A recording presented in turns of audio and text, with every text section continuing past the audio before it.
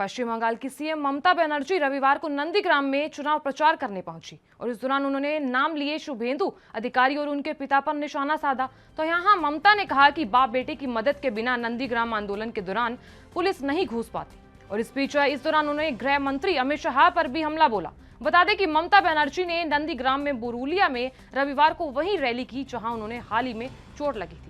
तो यहाँ आपको जानकारी दे दें कि ममता बनर्जी ने चुनाव प्रचार के दौरान कहा कि उस दौरान जिन सीपीएम में लोगों ने हत्या की वो आज बीजेपी में शामिल होकर घूम रहे हैं। तो यहाँ भवानीपुर में चुनाव लड़ती हैं तो कुछ फर्क नहीं पड़ता, लेकिन नंदीग्राम के लोगों ने जमीन के आंदोलन को नमन करने के लिए यहाँ से खड़ी हुई। तो ये बीच सीएम ममता बनर्जी ने ये बात कही। तो इस बीच सीएम ममता ने नंदीग्राम को कहा कि आपकी मिट्टी को प्रणाम करने के लिए यहाँ आई हूँ, मैं यहीं की भूमि कन्या हूँ और तुम मुझे बाहर निकाल रहे हो। और इस बीच उन्होंने कहा कि तुम मुझे बाहर निकाल रहे हो और तुम्हें शर्म नहीं आती। तो यहाँ ममता ने आगे कहा कि जब उन्होंने शुभेंदु अधिकारी के पिता को यूपीए सरकार के दौरान केंद्रीय मंत्री बनाया था तब शुभेंदु नाराज हो गए थे। तो यहाँ शुभेंदु इसलिए नाराज हुए क्योंकि उनकी जगह मुझे नहीं मंत्री बनाया। तो यहाँ ममता बनर्जी ने यह भी कहा कि वे नंदीग्राम आंदोलन के दौरान 2 हफ्ते तक अपने घर से नहीं निकले थे।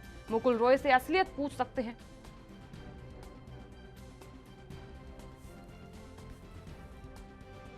तो यहाँ आपको बता दें कि ममता बनर्जी का शुभेंदु अधिकारी पर निशाना है। तो इस बीच उन्होंने कड़ा निशाना साधा है। तो अब उन्होंने साफ तौर पर बोला कि खेला अब अच्छे से होगा। तो ये बात ममता बनर्जी की तरफ से कही गई है।